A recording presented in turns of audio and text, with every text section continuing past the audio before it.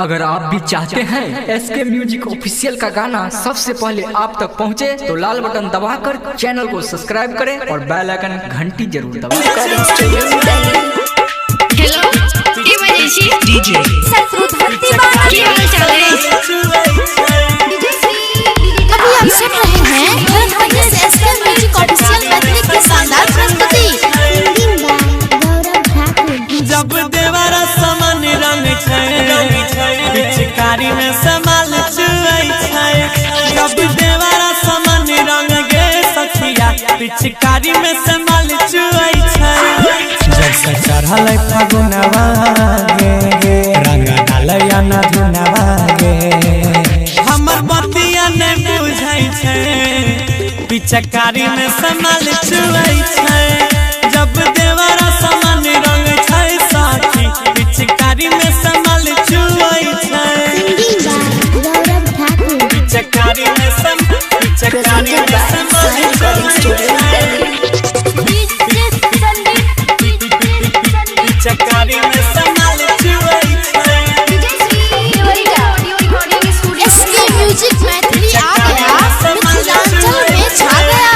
ओकर भरे न छै पेट रोजे करे हमर वेट कहे भौजी हे रंगवा चली होला जल्दी के बारे होले हमरा इंतजार आई खेलले बकरा संग होली लगे मारी देते ताला गे खोले चाबी लगा ताला गे रंग लगे आगू पीछू ढुई छै पिचकारी में सवाल चुई छै।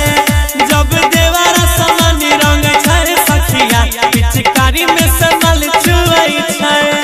पिचकारी में समाल चुई छै। अभी आप सुन रहे हैं एसके म्यूजिक ऑफिशियल मैथिली की शानदार प्रस्तुति। पिचकारी में समाल चुई छै।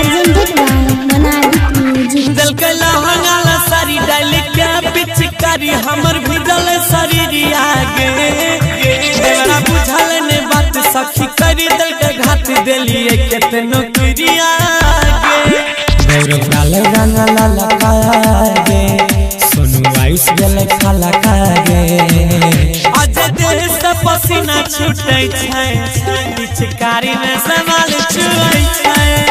जब देवरा समान रंग गे सखिया पिचकारी में समाल चुई छै। जब देवरा समान रंग छै पिचकारी में समाल चुई छै।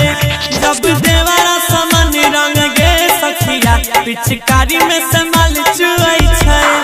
जब से चढ़ल फगुनवा गे रंग डालया न धुनवा गे हमर बतिया ने बुझै छै पिचकारी में समाल चुई छै।